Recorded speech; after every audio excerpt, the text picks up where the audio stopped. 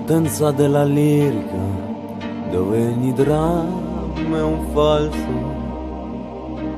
che con un po' di trucco e con la mimica puoi diventare un altro. Ma due occhi che ti guardano, così vicini e veri. Voilà, donc nous allons continuer nos entretiens. Et cette fois, nous allons aborder la théorie des subpersonnalités dans le dialogue intérieur. Voilà, merci Isa, volontiers. Voilà, alors je vais rejoindre les amis et nous t'écoutons. Alors je vous salue, je vous souhaite la bienvenue. Merci d'être là avec moi et de m'accompagner. Alors, les subpersonnalités, c'est un ensemble d'énergies et de personnes intérieures qui constituent notre personnalité, celle que l'on a dans la vie, mais aussi ce qu'on appelle la personnalité de survie. Alors, elles se forment très très tôt, déjà in utero, c'est ce qu'on peut supposer, et dans la période périnatale, quand, après la conception, les petites graines dont on parlait hier vont commencer à être stimulées ou arrosées et que la personnalité va se former. Et elle se forme autour de ce noyau extrêmement sensible du petit enfant, qui est infiniment sensible et infiniment impuissant. Il y a donc une nécessité de survivre, physiquement d'abord, et identitairement ensuite.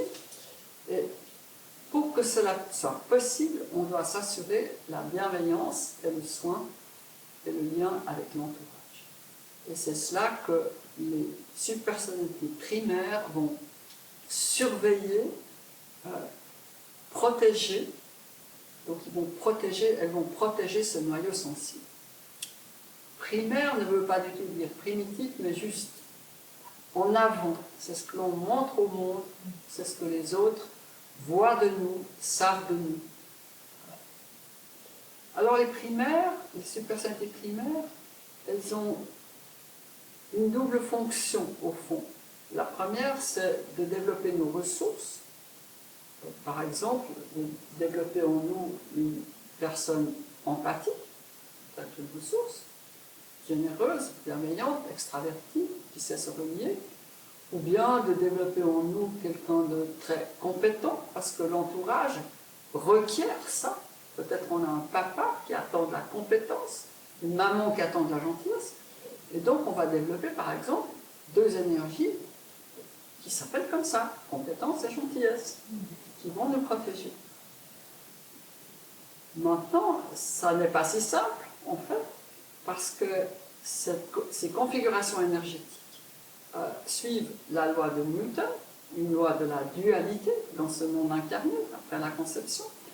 Et donc, pour chaque énergie que quelqu'un développe, il y a une énergie complémentaire ou opposée qui est en retrait dans la psyché, peut être reniée, rejetée carrément, ou simplement dormante. Au moment, quand tout va bien, il n'y a que les ressources qui se manifestent. Quand un danger, réel ou supposé, advient, ou lorsqu'on est blessé, ces ressources vont s'intensifier pour nous protéger. Elles deviennent des guerrières. À ce moment-là, elles sont intenses, éventuellement toxiques et excessives. Par exemple, la personne gentille peut devenir littéralement une carpette quand il se passe quelque chose, intensifier ça à l'extrême. Et à ce moment-là, on sera peut-être protégé, mais on aura dû renier notre propre vérité. Et puis celle qui a développé tant de compétences et de savoir, elle deviendra peut-être quelqu'un de tout à fait froid ou de tyrannique. Dans les stratégies de protection, il y a essentiellement celles que nous partageons avec les animaux, c'est plutôt comme ça. Il y a l'agression, la colère, il y a la fuite, il y a la retraite, ou simplement je me mets en réserve, et puis il y a la soumission, la gentillesse. Il y a encore faire le mort, stratégie très puissante, parce qu'à ce moment-là, on ne répond plus et notre entourage est paralysé. Cet ensemble, est-ce que jusque-là, il y a une question, Lisa? Eh bien, donc ce que je vois, c'est que tu nous as bien expliqué ces ressources, dans ces primaires, ces ressources essentielles, leurs opposés, mais comment ça se gère tout ça à l'intérieur? Alors ça ne se gère en somme pas, au fond, parce que d'une certaine manière, si c'est vraiment survie physique, c'est instinctif, Ouais. instantané, mais si c'est survie identitaire, c'est également instantané, comme chacun le sait ici, on réagit au quart de tour. La colère, on est hors de soi, la colère a pris possession de nous, ou on est blessé, on a reçu une flèche, on est effondré, ou bien on refoule tout et puis on fait le gentil. Donc c'est automatisé. Dans ce sens-là, on pense être conscient, on ne l'est pas vraiment. On peut avoir conscience d'eux en réfléchissant, mais c'est si rapide qu'on n'en est pas conscient. Il faut comprendre aussi qu'on est dans un monde manifesté. On est tout le temps en train de prendre forme. Et donc ce moi prenant conscience dont on parlait hier, qui est un espace vierge dans lequel notre personnalité et nos subpersonnalités vont apparaître, c'est pas perçu. On ne vit pas dans le moi prenant conscience, par exemple. On peut y revenir en faisant une pause et en observant ce qui s'est passé. Mais dans le fil de la vie, c'est à toute vitesse. Alors, parfois, donc, disons que je suis plutôt la gentille, c'est ma ressource, et parfois, vraiment, je ne dis plus rien, je ne sais pas me défendre parce que quelqu'un m'agresse, et il y a quelque chose en moi qui dit, mais enfin, Isa, pourquoi tu fais ça? Alors, qui c'est ça? Alors, ce sont ces opposés qui n'ont pas voix au chapitre. Et donc, la mise en pratique du dialogue intérieur est en particulier également destinée à donner une voix à tout ce qu'on a mis de côté, à ce qu'on n'a pas développé. Et c'est ce qui créera un équilibre dans la psyché. Tout le monde n'a pas besoin d'avoir la même place, mais tout le monde a besoin d'avoir une place et de pouvoir se manifester et collaborer à cette famille intérieure que les subpersonnalités peuvent former. Au début, elles n'ont pas conscience d'être une famille. Elles sont juste là. Au moment où on apprend à les connaître et à les aimer et à les écouter, cela devient une famille à l'intérieur de laquelle on pourra créer la paix et le respect de chacun. J'aimerais encore dire une chose à propos des primaires qui est importante, c'est qu'il y a une sorte de triumvirat de contrôle dans les primaires. Il y a d'abord, qui est très important en fait, et qui nous permet d'être fonctionnels dans la vie, il y a le législateur, qui sont nos lois du bien faire, nos valeurs, notre éthique. Et puis, ça c'est le législatif. Et il y a un exécutif, c'est-à-dire une censure, qui est là également, qui est composé de deux subpersonnalités, le critique intérieur qui va censurer contre soi-même, et le juge, ça c'est une convention de vocabulaire, qui va censurer vers l'extérieur, qui va critiquer autrui, si on peut dire. Et donc, en fait, ça c'est vraiment ce qui chapeaute l'ensemble des subpersonnalités primaires, pour qu'on reste acceptable et fonctionnel dans l'existence. C'est ce qu'on va retrouver à peu près chez chacun, ces trois-là. Alors, ces données-là, c'est chez tout le monde. Chez tout le monde. Et les écouter, leur donner une place, apprendre à collaborer, en fait, il va se développer en dialogue intérieur une collaboration avec les subpersonnalités, d'une certaine manière, parce qu'elles seront respectées dans la famille intérieure et qu'elles auront droit à avoir une voix, à nous avertir qu'on est en train d'aller dans une fausse direction, par exemple, qu'on va se faire tort, ou de nous avertir qu'un autre nous fait tort. Mais il n'y a pas encore de moi prenant conscience à ce moment-là. Voilà, et puis derrière cette armada, on pourrait dire, de subpersonnalités primaires, il y a les subpersonnalités sensibles, vulnérables, qui sont cachées derrière ces protecteurs. Là, je vais encore dire quelque chose d'important à propos des primaires, c'est que comme elles sont branchées, comme des guerriers sur les murs d'un château, elles sont branchées vers le monde extérieur, en train de scanner les dangers possibles. Le critique nous en avertit, le juge stoppe les autres. Pour cette raison, elles ne regardent pas vers nous, elles ne sont pas conscientes du fait qu'elles agissent par crainte pour nous protéger, par crainte que l'enfant soit blessé. Elles protègent l'enfant, mais elles le protègent sur les murs extérieurs du château. Pendant ce temps, le moi sensible et l'enfant sont seuls à l'intérieur du château. On dire que la veuve et l'orphelin, elles restent dedans. Et donc, les supersociétés primaires ne se relient pas. Elles interagissent, mais elles ne se relient pas par le cœur. Pas encore. Cela viendra plus tard, au fil des facilitations.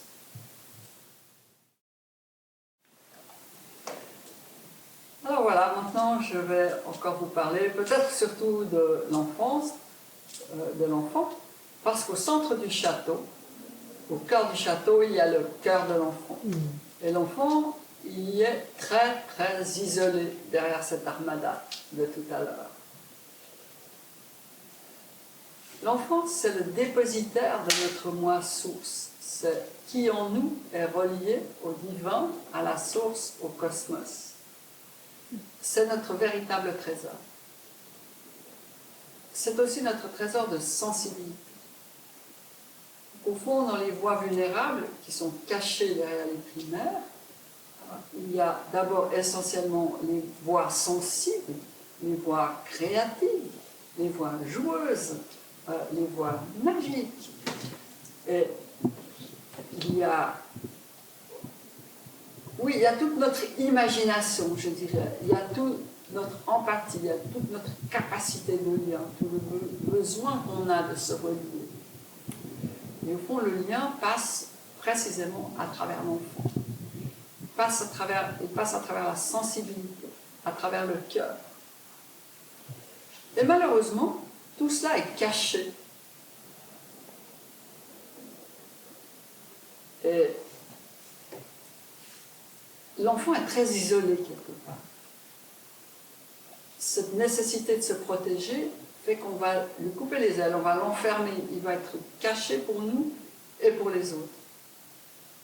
Et ça donne naissance à une autre partie des subpersonnalités vulnérables, ce sont celles qui sont blessées. Ou ce qu'on pourrait appeler le moi souffrant, ou les moi souffrants, qui sont assez nombreux en nous. Alors s'il y a d'un côté un enfant magique, un enfant joueur, un enfant créatif, il y a en nous un enfant désespéré, un enfant solitaire, un enfant abandonné, un orphelin, dont on n'a pas conscience, tellement on est occupé à trouver sa place dans le monde. Et en perdant l'enfant, on perd sa source, on perd sa propre beauté, on perd son propre trésor. Donc le dialogue intérieur va beaucoup s'occuper de l'enfant intérieur. Cet enfant intérieur, ce n'est pas seulement l'enfant du passé, c'est l'enfant qui reste vivant en nous pendant toute notre vie. Il est toujours là, comme il n'y a pas de temps dans la psyché. Il est toujours là, présent, quel que soit notre âge. Je vais dire quelques mots de la vulnérabilité dans l'adulte. Il y a 3 secteurs dans l'adulte que nous devenons qui sont particulièrement sensibles. C'est d'abord le parent en nous. On a beaucoup d'angoisse par rapport au bien-être de nos enfants, mais aussi de toute personne plus vulnérable dans notre entourage ou qui aurait besoin de soutien. Et cette crainte fait de nous des bons parents, si on peut le dire. Et donc c'est un secteur extrêmement sensible où il y a beaucoup de souffrance pour chacun, parce que la vie est dure et compliquée. Et puis il y a la question du moi masculin et du moi féminin. Le féminin et le masculin sont des zones éminemment sensibles. Ils sont très identitaires. On a de grandes craintes de ne pas être une vraie femme, un vrai homme, de ne pas plaire, de ne pas conquérir quelqu'un qu'on pourrait aimer, on a des angoisses et des doutes sur notre identité sexuelle, qu'on soit un homme ou une femme. Donc c'est aussi un grand secteur de vulnérabilité. Maintenant, on continue cependant à, quelque part, à associer dans une certaine mesure le moi souffrant de l'adulte à l'enfant. Pourquoi? Parce que même si on est un adulte très compétent, au moment où on est blessé, on est, au moins pour un moment, complètement démuni, impuissant, peut-être dysfonctionnel, atterré. Et donc, dans ce sens-là, on redevient toujours comme un petit enfant. Et c'est vrai de la vieillesse, quand la vulnérabilité s'installe, qu'on perd ses facultés, qu'on perd sa vivacité, et ça va très loin parce que petit à petit on va tout perdre. Au moment où l'on meurt, on a tout perdu. Et donc la vulnérabilité est accrue quand on prend de l'âge. Et en ce sens-là, on retombe en enfance, pas seulement par rapport à perdre ses facultés, mais parce que la sensibilité devient extrême. Donc le dialogue intérieur va beaucoup s'occuper de ces voies vulnérables qui sont derrière les voies primaires, pour leur donner une place dans notre amour, dans notre bienveillance. Et puis aussi, dans un but que nous verrons plus tard, de reparenter cet enfant. C'est possible de reparenter l'enfant, de guérir le moi souffrant, ou tout au moins de l'apaiser.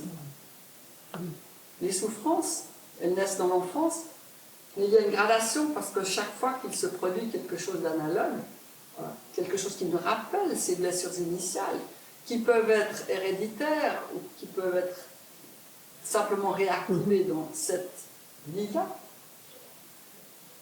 cela peut devenir très intense et nous mobiliser complètement, et nous empêcher de contribuer, de partager, d'exister, et surtout d'être créatif, d'être spontané, d'être heureux, je dirais. Vous avez une question?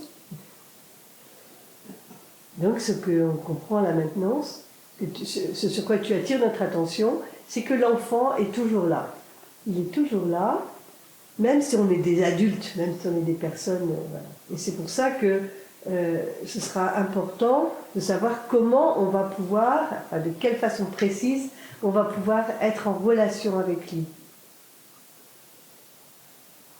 Alors oui, cela sera important, on en reparlera. L'enfant est la seule subpersonnalité à laquelle on va donner, elles sont autour de nous les primaires, Oui.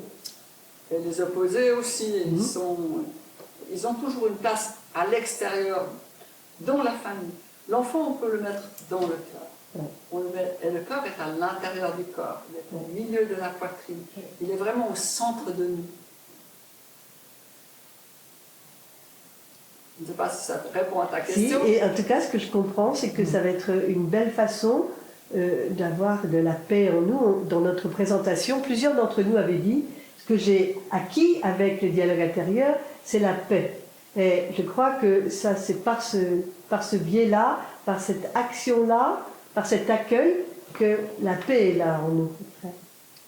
Tout à fait. Et puis, cela va aussi créer quelque chose, au fond, d'important, d'étonnant aussi. Dans une époque, la nôtre, là, ce 21e siècle, où tant de personnes doivent changer de carrière, parfois 2/3 de la vie même. Si l'on veut trouver une nouvelle inspiration dans une nouvelle profession, ce qui d'ailleurs a été mon cas, c'est les rêves de l'enfant, c'est l'enthousiasme de l'enfant, c'est ce que l'enfant aime qui pourra nous donner cet élan. Parce qu'on ne réussit que dans ce qui nous donne de la joie, dans ce qui est une profonde motivation. Et ces motivations, elles sont au cœur de l'enfant. Ce que l'enfant a aimé, imaginé, voulu, espéré. Voilà. C'est sur cette base qu'on peut créer une nouvelle profession, ou même la première profession qu'on va entreprendre.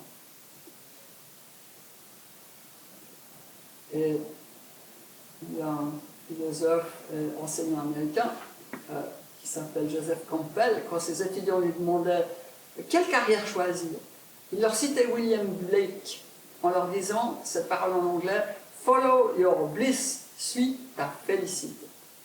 Et donc, écouter l'enfant, c'est suivre sa félicité. Merci Adélaïde, c'est très clair.